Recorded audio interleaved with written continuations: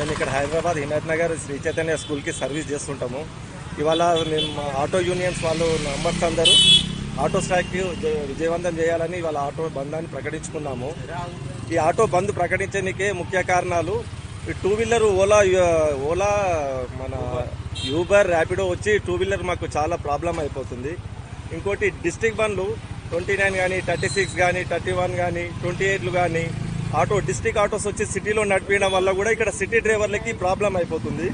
కాబట్టి దయచేసి గవర్నమెంట్ వాళ్ళు ఈ డిస్ట్రిక్ట్ ఆటోలు కానీ two wheeler Ola Rapido Uber కానీ వీటిని మా సిటీల నుంచి నిషేధించాలని మేము గవర్నమెంట్కి విన్నపించుకుంటున్నాము.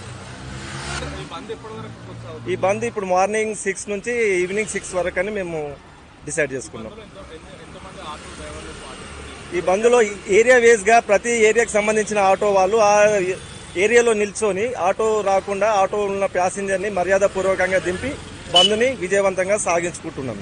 10 గంటలకు ర్యాలీ వచ్చి సుందరయ్య పార్క్ నుంచి ఎన్టీఆర్ స్టేడియం వరకు 10 గంటల టైమింగ్లో అందరం ర్యాలీగా వెళ్ళి అక్కడ మా డిమాండ్లను గవర్నమెంట్కి విన్నపించుకుంటాం.